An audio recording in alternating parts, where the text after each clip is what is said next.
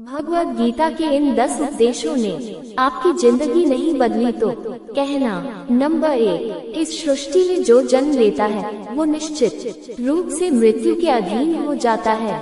यहाँ भगवान श्री कृष्ण कहते हैं कि इस मृत्यु लोक का हर एक प्राणी, चाहे हो मनुष्य हो या पशु पक्षी हो या फिर पेड़ पौधा हो, हर सांस लेने वाला प्राणी अपने जन्म के साथ मृत्यु को भी लेकर आता है। हर प्राणी को एक न एक दिन निश्चित क्षण पर मरना अर्थात अपने शरीर को त्यागना ही पड़ता है।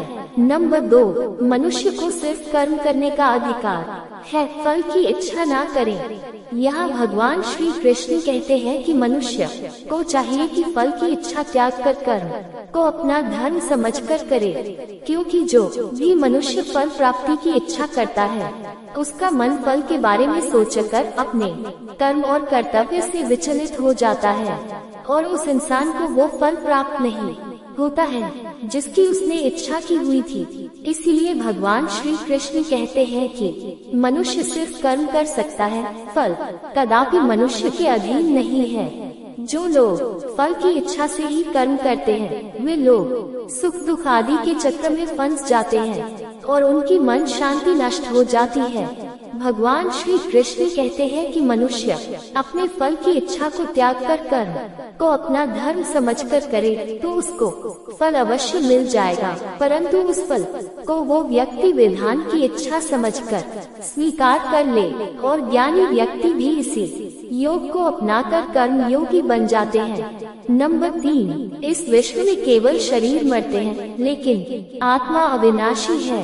शरीर के मरने पर भी आत्मा नहीं मरती है। उद्धरण चिन्ह। यहाँ भगवान श्री कृष्ण कहते हैं कि आत्मा न कभी जन्म लेती है और न ही कभी मरती है। वो अजन्म, नित्य, सनातन और पुरातन है, जो शरीर के मारे जाने के बाद भी नहीं मरती है। जो सचमुच ज्ञानी होते हैं वो न उनका शोक करते हैं जो मर गए हैं और न ही उनका शोक करते हैं जो अभी जिंदा है, क्योंकि वो जानते हैं कि जो मर गया है वो फिर से जन्म लेगा और जो अभी जीवित है वो अवश्य ही मर जाएगा। मरने वाला फिर से जन्म लेगा, क्योंकि केवल शरीर का नाश होता है। शरीर के अंदर जो आत्मा है वो कभी भी नहीं मरता है, क्योंकि आत्मा को न कोई शस्त्र काट सकता है और न ही उससे अग्नि जला सकती है, न ही जल जा सकता है और न ही इसे वायु सुखा सकती है। नंबर 4, अपने मन को नियंत्रित करो। यहाँ भगवान श्री कृष्ण कहते हैं कि मनुष्य के शरीर का एक अदृश्य अंग है मन, जो कभी दिखाई नहीं देता, परंतु वही इस शरीर का सबसे शक्तिशाली हिस्सा है। मनुष्य को नेके घमंड की मदिरा पिलाकर मदहोश करने वाला पाखंडी केवल ये मन ही है। उसके हाथों में मोहमाया का जाल है जिसे वो मनुष्य की कामनाओं पर डालता रहता है और उसे अपने वश में करता रहता है।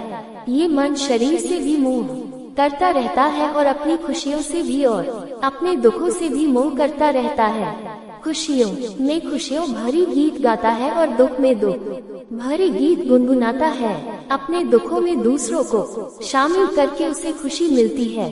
किसी भी मनुष्य को उसका मन जीवन के अंत तक अपने जाल से निकलने नहीं देता। अपने रस्सी में बांधकर उसे तरह तरह के नाच नचवाता रहता है। ऐसा तब तक होता रहता है जब तक हम अपने आप को मन के अधीन रहने देंगे, तब तक हमारा मन हमें नाच नचाता रहेगा। मनुष्य का मन मनुष्य को इतनी फुर्सत भी नहीं देता कि वो अपने अंतर में झांककर अपनी आत्मा को पहचाने और आत्मा के अंदर जिस परमात्मा का प्रकाश है उस परमात्मा का साक्षात्कार करे। किसी भी जीवित प्राणी के लिए आवश्यक है कि प्राणी अपने मन को काबू में करके अपने अंतर में झांककर अपनी आत्मा को देखे, तब उस आत्मा के अंदर उसे परमात्मा का प्रकाश स्पष्ट दिखाई देगा और उसी को ही परमात्मा का साक्षात्कार कहते हैं। नंबर 5, हमारा शरीर और मन कैसे काम करता है। यहाँ भगवान श्री कृष्ण कहते हैं कि मनुष्य का शरीर एक रथ के भांति है। जैसे आँख, कान, नाक, जीभ और त्वचा आदि इन इंद्रियों घोड़ों को जो सारथी चलाता है वो सारथी ही हमारा मन है और उस रथ में बैठा हुआ स्वामी वही हमारी आत्मा है। मनुष्य की इंद्रियां विषयों की ओर आकर्षित होती रहती है और ये सब तभी तक ही हो सकता है जब तक जीवात्मा अपने मन को काबू में न लाए। जब तुम स्वयं मन के अधीन न रहकर अपने मन को अपने अधीन कर लोगे तो वही मन एक अच्छे सारथी की तरह तुम्हारे शरीर रूपी रथ को सीधे प्रभु की चरणों में ले जाएगा। यदि मन तुम्हारा स्वामी है और तुम उसके अधीन हो तो वो तुम्हें माया के बंधन में जकड़ता रहेगा, और जब तुम अपने मन पर काबू पालोगे और उसके स्वामी हो जाओगे तो वही मन तुम्हें मोक्ष के द्वार तक ले जाएगा। नंबर 6, भगवद गीता के अनुसार खुशी के 3 प्रकार। भगवद गीता के अनुसार इस दुनिया में 3 प्रकार की खुशी होती। नंबर 1, तामसिक खुशी। पहली प्रकार की तामसिक खुशी हमें ज्यादा सोने से या ज्यादा आलसी होने के वजह से मिलती है, यानी कि आराम करने वाली खुशी। नंबर 2, राजसिक खुशी। राजसिक खुशी हमें जो किसी को अचीव करने के बाद मिलती है, जैसे कि पैसे कमाना, गाड़ी खरीदना, दारू पीना आदि चीजें करने से जो हमें खुशी मिलती है वो राजसिक खुशी कहलाती है। नंबर 3, सात्विक खुशी। ये जो तीसरी प्रकार की खुशी होती है ना, उसे सात्विक खुशी कहते हैं। भगवद गीता ये कहती है कि तामसिक और राजसिक ये दोनों खुशियाँ अस्थायी होती है, पर सात्विक खुशी है ना, वो पहले हमें हर की तरह लगती है लेकिन बाद में वो हमें शहद की तरह लगने लगती है। नंबर 7, यहाँ भगवान श्री कृष्ण कहते हैं कि इस संसार में केवल 2 ही वस्तु है, एक शरीर और दूसरा उस शरीर में रहने वाला शरीरी। इस शरीर में रहने वाला जो आत्मा रूपी शरीरी है वो कभी भी नहीं मरता है, और जो शरीर है वो सदा रहता नहीं है। आत्मा एक शरीर छोड़ता है और दूसरा शरीर धारण कर लेता है, बिल्कुल वैसे ही जैसे मनुष्य अपने पुराने कपड़े उतार कर नए कपड़े धारण कर लेता है। आत्मा नित्य है, इसीलिए वो नहीं बदलती, परंतु शरीर नाशवान है, इसीलिए एक ही आत्मा के कई शरीर बदलते हैं। इसीलिए हर जन्म में हमारी आत्मा नए नए शरीर धारण कर लेती है। नंबर 8, प्रारब्ध केवल मनुष्य का बनता है। यहाँ भगवान श्री कृष्ण कहते हैं कि अगर कोई सांप किसी मनुष्य को अकारण काटता है तो उस सांप को उसका पाप नहीं लगेगा, और ठीक उसी तरह शेर दूसरे जानवर की हत्या करता है तो उसका उसे पाप नहीं लगेगा। या बकरी का उदाहरण लीजिए, बकरी किसी की हत्या नहीं करती है और सिर्फ घास खाती है, तो इस कारण वो पुण्य की भागी नहीं बनती। पाप पुण्य का लेखा जोखा अर्थात प्रारब्ध केवल मनुष्य का बनता है।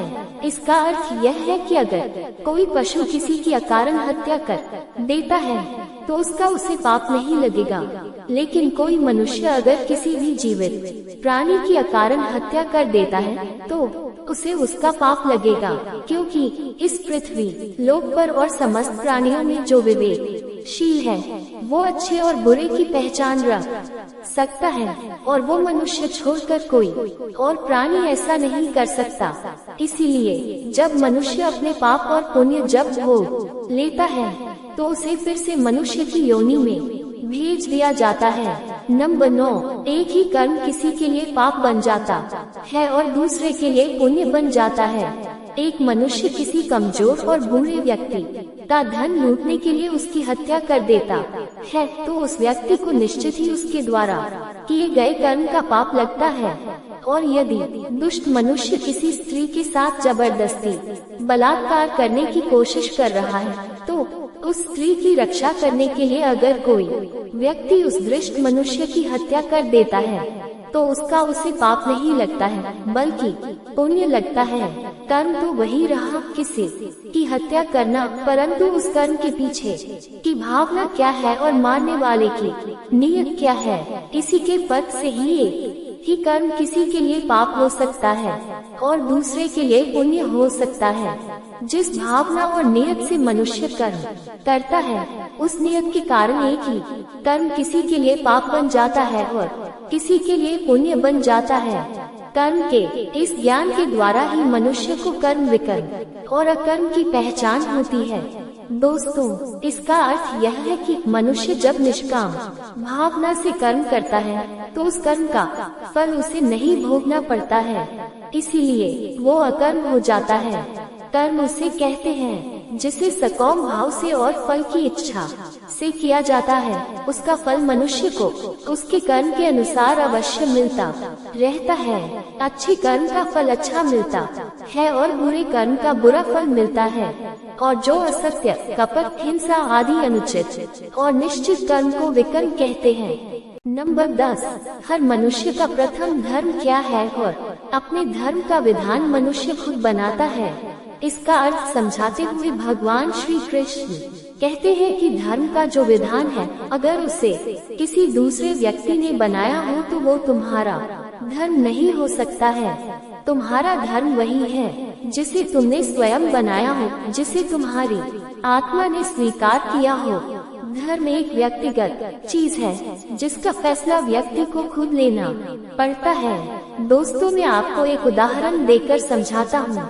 दोस्तों, अगर किसी के गांव पर डाकू हमला करके उस गांव की लड़कियों का अपहरण कर रहे हो और उसी समय किसी का पिता मृत्यु शैया पर पड़ा अंतिम सांस ले रहा हो और अपने पुत्र से बार बार पानी की एक एक घुट मांग रहा हो, तो उस समय उस व्यक्ति का यानी कि उस पुत्र का क्या धर्म होना चाहिए? वो मरते हुए अपने पिता के कंठ में अंतिम समय गंगा जल की बूंद बूंद टपकाता हुआ अपने पुत्र धर्म का पालन करे, या फिर उसके गांव की लड़कियों पर जो संकट आ गया है उनकी रक्षा के लिए अपने हाथ में तलवार उठाते हुए उन डाकुओं का मुकाबला करें।